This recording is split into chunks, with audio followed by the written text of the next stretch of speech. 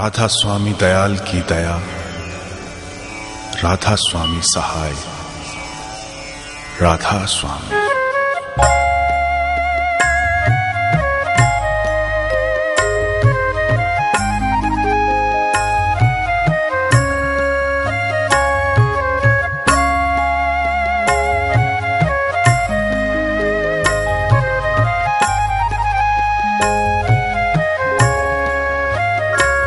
मेरे प्यारे गुरु दातार मंगता द्वारे खड़ा, मैं रहा पुकार पुकार में हर कर दो। की चेतना को, राम और कृष्ण की चेतना को, हजरत मोहम्मद और ईसा मसीह की चेतना को अपनी आत्मा के अंदर, खुद के अंदर उस नूर को, उस शब्द को, उस नाद को पैदा कीजिए। कर दो जरा मेरे प्यारे गुरु दातार मंगता द्वारे खड़ा। और फिर इन भावों के साथ कि खुदा मैं तुझसे नाराज नहीं हूँ, मायूस तो हूँ लेकिन तुझसे नाराज नहीं हूँ। मुझे भरोसा है कि तू एक दिन आएगा और फिर ऐसे आएगा कि केवल तू ही तो रह जाएगा। मैं रहा पुकार पुकार में है कर दो जरा।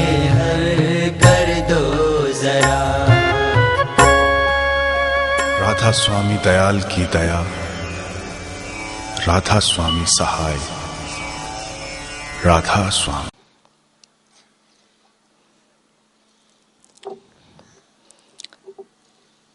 तो वो तो बल्कि एक बात याद आ गई बीच में मालिक की, कि एक बात सुनाया करते मालिक। कोई गरीब आदमी था और नारद जी उसके पास आगे घूमते फिरते, तो उसने सेवा करी उनकी बड़ी। तो कहने लगे, भाई तो अच्छा इंसान है, तो यूं बता तने क्या चाहिए, क्या जानना चाहता है तू, ये कहा उन्होंने। तो गरीब ने क्या चाहिए, पहले तो रोटी की भूख होगी गरीब ने, तो उसका तो वही भगवान है। तो बोला, जी मैं तो मन तो मुश्किल तक काम चल रहा है, एक न्यू पता नहीं अंदाजा भी, एक हफ्ता मिल गया तो अगले हफ्ते अनाज मिलेगा कि नहीं मिलेगा। मैंने तो न्यू बता दो, न्यू सुनी है कि आप तो भगवान के पास घूम का आओ हो, और मैंने तो यूं बता दो कि पूछ के उस भगवान जी तक भी मेरे कर्म में कितना नाज है। तो अच्छा भाई मैं आऊंगा, चक्कर लगा के तने जरूर बताऊंगा। तो आए नारद जी। कहानी के शब्दों पे नहीं जाना चाहिए, उसका भाव समझ लेना चाहिए। ये महात्माओं ने तरीका बना रखा है अपने जैसों को समझाने के लिए। तो नारद जी आए, कहने लगे कि भाई एक मन अनाज रह गया तेरा तो भाग का, बस अब कुछ हो सकता हो। भाई कर्म ने कौन बदल सके, भाग ने तो नहीं बदलता कोई भी। ये तो भुगत के करा जा सके। तो चले गए नारद तो उसको कह के।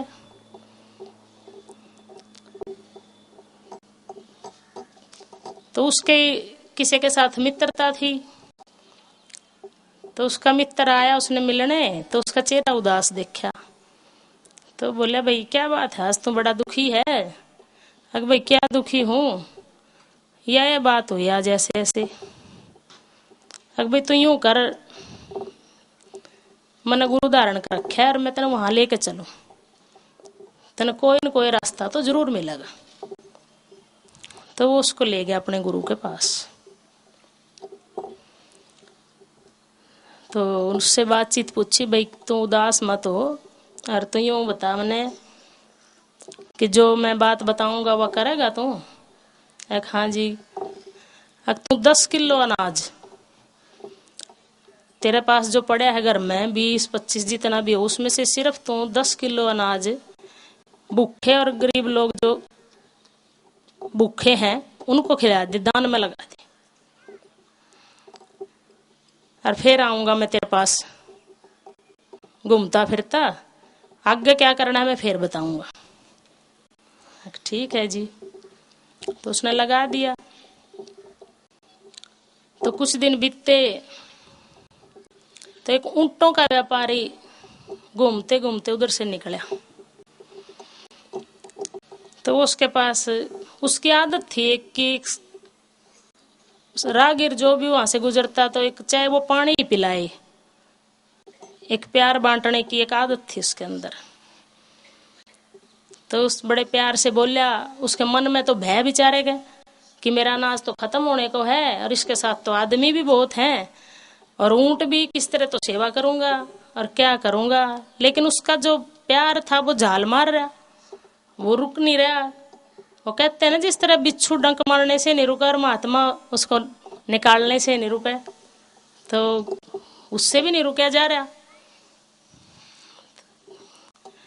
उसने सोची कोई बात नहीं, ये अनाज 5 दिन में खत्म होता, आज हो जाओ, आज तो कर, आगे के आगे देखी जाएगी। उसने उनकी सेवा पानी की सबकी।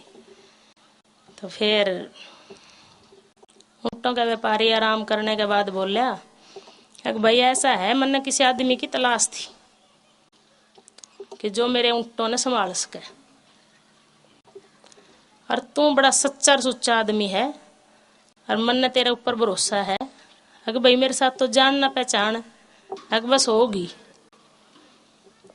और ये ऊँट मेरे हैं, ये अपने पास रख, तना वो काम है। हाँ जी कर दिया। कब क्या हाल है अब सुना। जी इस तरह बात हुई, और कुछ मैंने तो यूं लग नहीं रहा कि मेरे भाग में इतना ही अनाज था। अगर भाई इसी को कहा करें कि कर्म की रेख पे मेघ मार देते हैं संत महात्मा, तो बदला जा सकता है भाग्य को अपने कर्म से।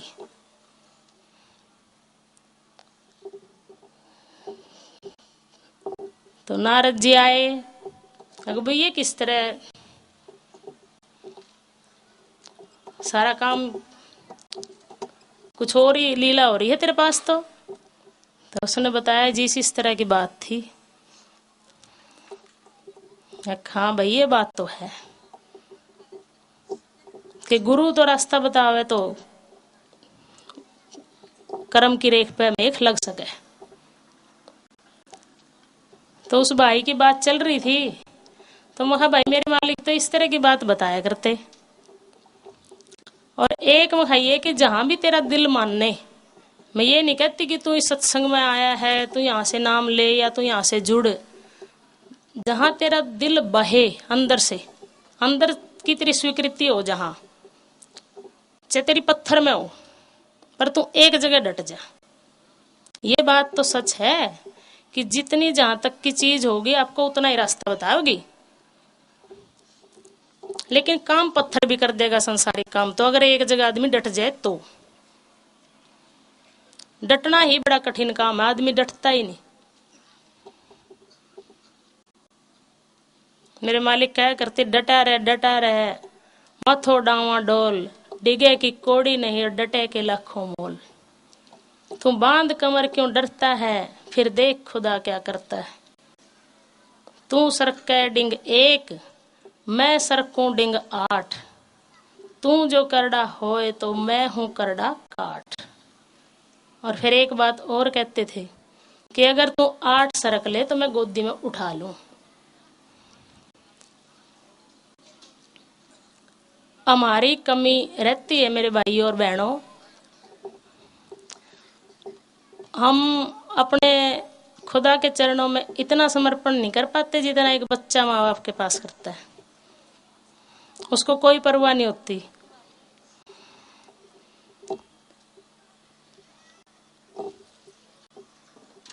लेकिन हम तो शंकाओं से भरे रहते हैं।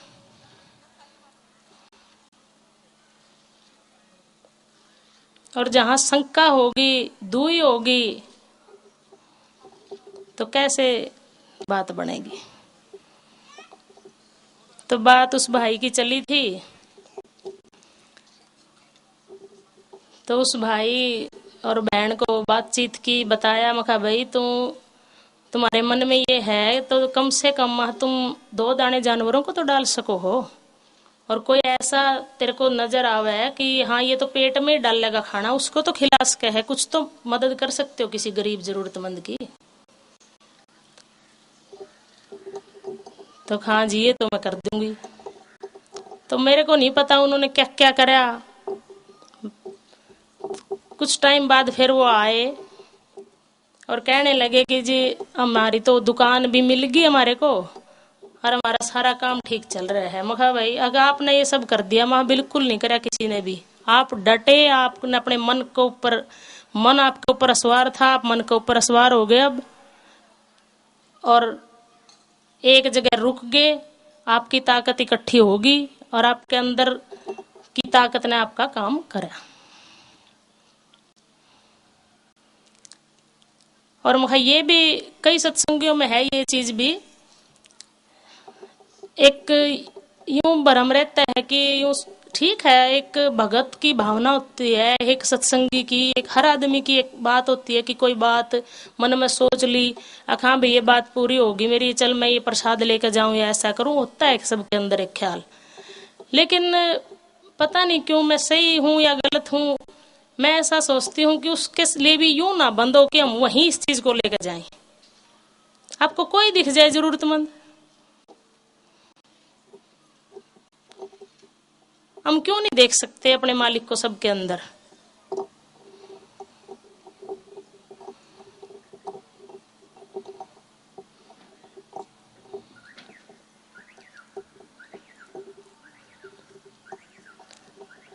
अब यूं कहे, एक बहन कहने लगी पीछे कि प्रसाद ऐसा बना दो जी मेरा ध्यान बन जाए। आज सारी ऐसी बात बता रही हूं आपको जो बातें आप मेरे से करते रहते हो।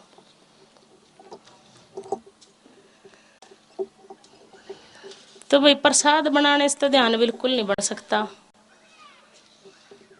हाँ जो बात मालिक की बताई हुई या जिन बातों पे चल के ध्यान बनता है उन पे अमल करोगे तो बात बन सकती है।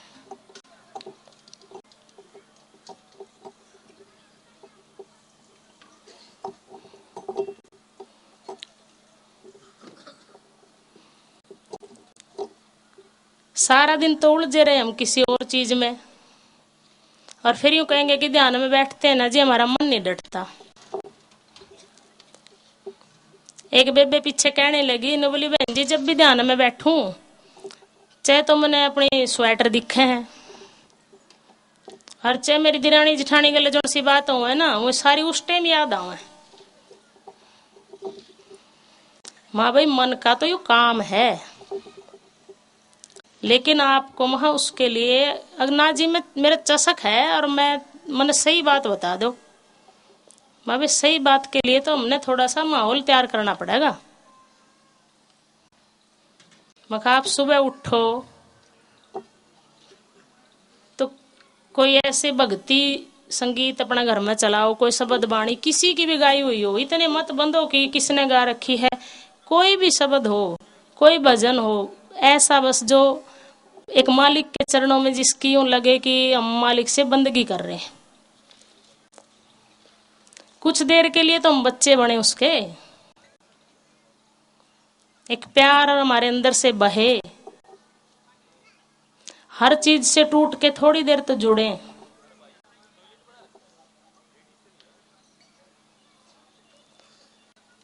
काम करते रहो आप अपना, अगर आपने काम करना है घर का कोई बात नहीं। अगर हाजिरी लगानी है तो बड़ी अच्छी बात है, 10 मिनट की, 20 मिनट की, आधे घंटे की। आज सुबह मिल गई मेरे को एक बहन, मेरी आदत है मैं घूमने जाती हूँ, तो सुबह सुबह मिल गई एक बहन, कहने लगी जी काफी दिनों से मैं आपको देख के एक बात पूछना चाह रही थी कि सत्संग में मैंने डॉक्टर साहब का टेलीविजन में सत्संग देखा था, और बातें तो सारी राधा स्वामी सत्संग की करते हैं वो, लेकिन हमारे यहाँ ब्यास वाले डेरे में या सत्संग घर में यहाँ तो नहीं आते। कभी तो कैसा है, कहाँ से क्या है। माँ बहन जी ज्यादा बातें करने का तो आज तो टाइम भी नहीं, आज तो बाहर जाना है, और फिर कभी आपसे बात करूंगी मैं। थोड़ा सा मैंने उनको बताया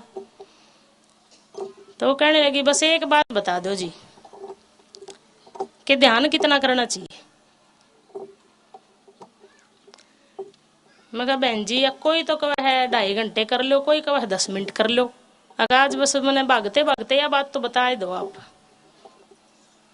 मैं भी दान और ध्यान की मैंने तो अपने मालिक पे पूछा था एक बार। मैं बोली अपने मालिक से, महापिताजी कितनी देर ध्यान करना चाहिए। बहुत थोड़ी बातें की थी मालिक के साथ हमने बोल के, क्योंकि फिर तो हिम्मत ही नहीं होती थी। एक अंदर का रिश्ता मालिक ने ऐसा जोड़ दिया कि अंदर में ही बात हो जाती थी सारी, और उनके दर्शन करके ही तृप्ति हो जाती थी। सारा उत्तर अंदर में ही दे देते थे मालिक।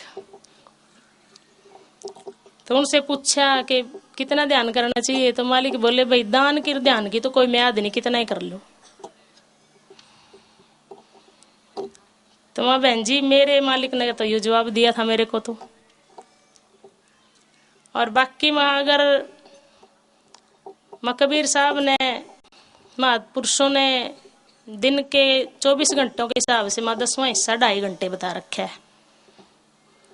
लेकिन महा वो भी ना हो और वो भी ना हो तो कम से कम महा 10 मिनट ही सही एक हम जुड़े तो उस चीज से एक ख्याल तो बना रहा हमारा।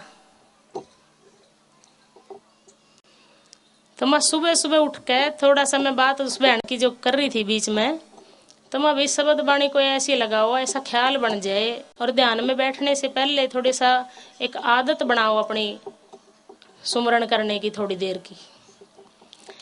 एक वक्त अपना ध्यान का टाइम फिक्स होना चाहिए। ठीक है हमारे जरूरी काम है, सबकी ड्यूटी है, लेकिन कोई टाइम तो ऐसा है जो हम आगे पीछे करके अपना रोज का फिक्स कर सका है, ऐसी बात नहीं है। किसी दिन लाख दिनों में एक दिन कोई मजबूरी आए तो अलग बात है, लेकिन हम तो मजबूरी कुछ भी हो, थोड़ी सी मजबूरी में उसी को आगे पीछे करने की सोचा। बस भाई यूं करा जा सके, सेटिंग यहाँ से हटाई जा सके बस। उसका क्या फायदा है कि हमारी जो चेतना है उसका एक खिंचाव ऊपर की तरफ कुदरती शुरू हो जाता है, सिमटा उस ओर ध्यान हमारे को अपने आप खींचने लग जाता है। जिस तरह एक चाय पीने वाले आदमी को, किसी को 4 बजे चाय पीने की आदत है, किसी को 5 बजे, तो उसको अपने आप एक कसक उठने लगती है चाय की। बिना देखे टाइम उसको पता चल जाता है भी हाँ चाय का टाइम हो गया। इसी तरह अगर फिक्स टाइम पे हम ध्यान करें तो ध्यान हमारे को अंदर से खींचने लग जाता है। चाहे आपके साथ बाहर बैठा कोई बात कर रहा है, आपको सुनेगी नहीं उसकी बात, आप खींचते चले जाओगे अंदर में।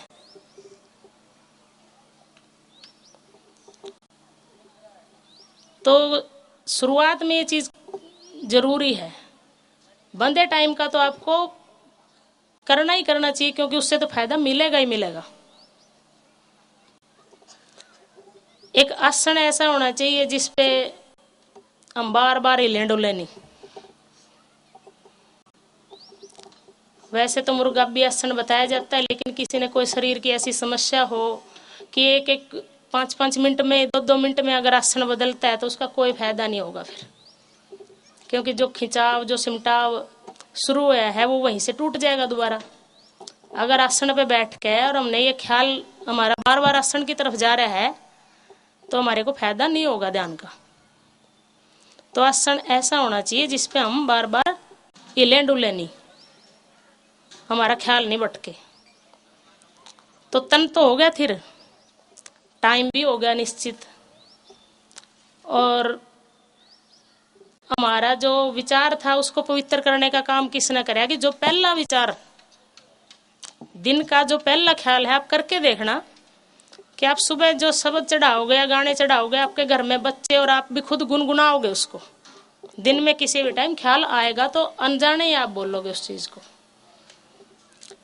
तो अपने दिन की शुरुआत अच्छे से करी, उसके बाद अपना टाइम निश्चित कराया, फिर अपना आसन स्थिर किया।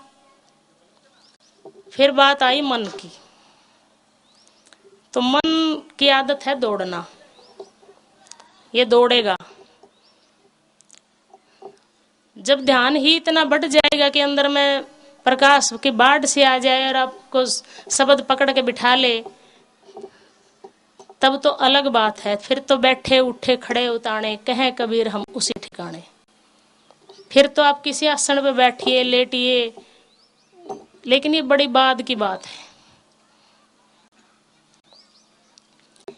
लेकिन उससे पहले अगर मन दौड़े तो क्या करें? मैंने जो करे मैं तो वो बता सकूं आपने। मेरी तो सीधी सी बात ये रही कि एक तो दाता की दया शुरू से ऐसी थी कि उनके चरणों में जाने से पहले ही प्रकाश खुल गया था। लेकिन कोई ये कहे कि प्रकाश दिखने के बाद मन नहीं दौड़ता, भी मेरा तो दौड़ता था। और मन का क्या, ये तो अभी बोलते बोलते पता नहीं कहां कहां दौड़ रहा है।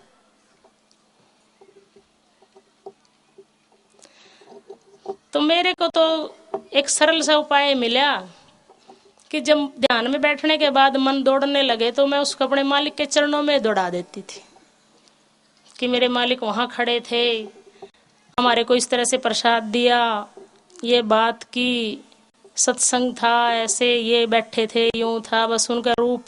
तो दौड़ के भी कहाँ दौड़ा वो, कुल मालिक के शरण में। क्या खींच के लाया वहां से? कोई गंदगी नहीं, कुल मालिक की रेडिएशन खींच के लाया। कोई भटकाव नहीं आया उससे, उस मन के दौड़ने में भी सिमटाव आया।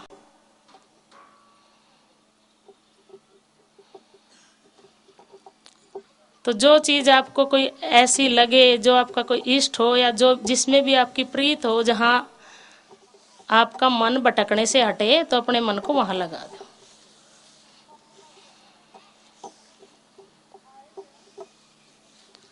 फिर शब्द भी सुनेगा, प्रकाश भी दिखेगा और आप सिमटाव भी महसूस करेंगे। एक बात और ख्याल में आ गई बीच में कि कई सत्संगी भाई बहन ऐसा करते हैं कि थोड़ा सा प्रकाश दिख गया या किसी बात का एहसास हो गया। देखो ऐसा बहुत होता है मेरे भाइयों मेरी बहनों कि मालिक का रास्ता बड़ा बारीक रास्ता है। कोई कहे मुश्किल, तो इसको मन मानने की बात है कि कोई आदमी मुश्किल कहे तो इसको मुश्किल बना लो, और आसान समझो तो मेरे को लगता है इससे आसान भी नहीं है। ये हमारा नजरिया है अपना अपना। मेरे दाता कहते थे कि जिस तरह दुख और सुख मानने का होता है ना, तो अगर जिसको जिस चीज में रस आए उसके लिए तो वो है नहीं मुश्किल। जिस टाइम मैंने और डॉक्टर साहब ने मालिक से नामदान लिया तो मेरे दाता ने बड़ा करड़ा सत्संग, मतलब नियमों के ऊपर बड़ा करड़ा सत्संग किया कि ऐसे नियम होने चाहिए एक सत्संगी के, और उसको ये खाना चाहिए, इस तरह से उसको रहना चाहिए, इतना उसको ध्यान करना चाहिए।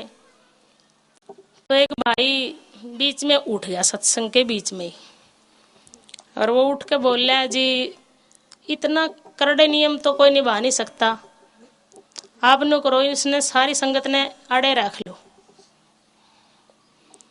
तो मालिक बड़े करड़े बोल दिया करते, तो वो बोले भाई तू उठ के भाग जा, और चाहे ये सारी संगत भी चले जाओ, अगर मैं जिनके लिए कर रहा हूं ना ये सत्संग वो सुन रहे।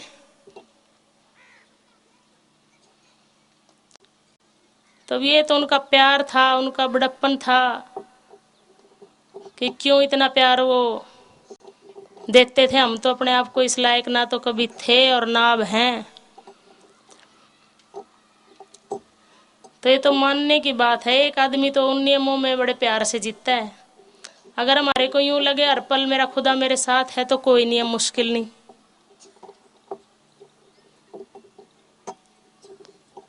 और हम यूं सोचें कि मेरा ये छूट गया, मेरा तो ये भी छूट गया, तो फिर हम कुछ नहीं कर सकते। तो क्या बात चली हुई थी?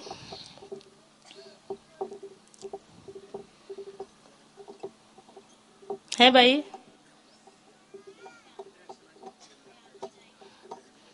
अच्छा, बहन जी के साथ बात हो रही थी। तो ऐसा है कि अगर हम 10-10 मिनट की भी हाजिरी लगाएं तो संसार तो उसमें ही बन जाएगा। ठीक है ना? संसार तो उसमें भी बन जाएगा। लेकिन भाई अगर अंदर का रास्ता देखना है, अंदर का सफर तय करना है और उस आनंद के खजाने को लूटना है, तो उसके लिए तो 2.5 घंटे तो एक बार में कम से कम है। और फिर तो ध्यान पकड़ के बिठा लेता है अपने आप ही, जरूरत नहीं पड़ती ज्यादा किसी को। मेरे को लगता है मैंने टाइम ज्यादा ले लिया भाई, आज ज्यादा हो गया ना, मेरा ख्याल ही नहीं रहा कुछ भी। तो थोड़ी सी बात मैं इस सत्संग की और बता दूं आपने एक दो, कि ये सत्संग थोड़ा सा एक मालिक की दया से अलग तरह का है। एक संकल्प के साथ शुरू किया गया है कि किसी से भी किसी भी आध्यात्मिक काम के लिए पैसों की सेवा ना ली जाए। और जिस तरह मेरे मालिक ने टाइम की ज़रूरत को देखते हुए अपनी शिक्षाएं बदली, इसी तरह कुछ शिक्षाएं इसमें भी बदली कर रखी हैं। जिस तरह कोई आश्रम व्यवस्था नहीं है इस सत्संग की। मालिक की दया से कि लक्ष्य है कि सब घर आश्रम हो, सबके दिल आश्रम हो।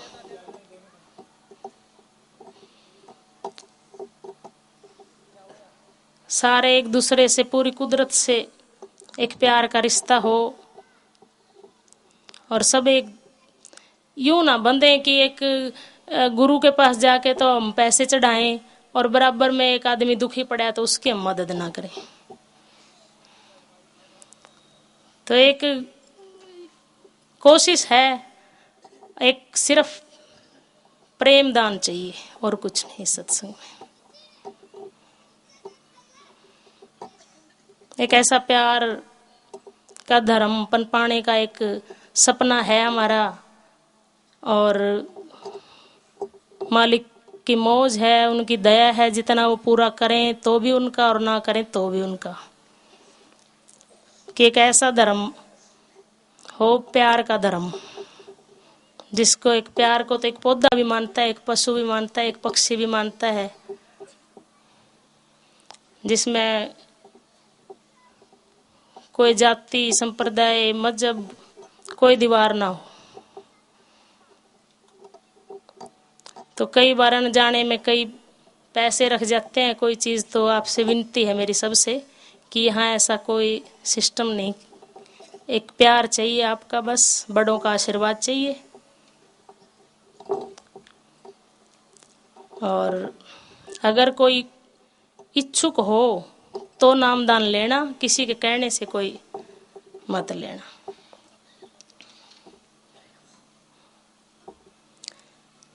यूं हवाओं का रुख बदल देती हैं सांसें,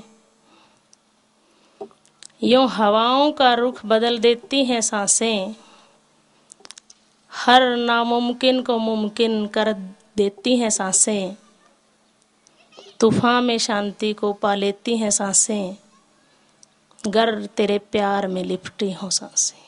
सबको राधा स्वामी। राधा स्वामी दयाल की दया, राधा स्वामी सहाय, राधा स्वामी।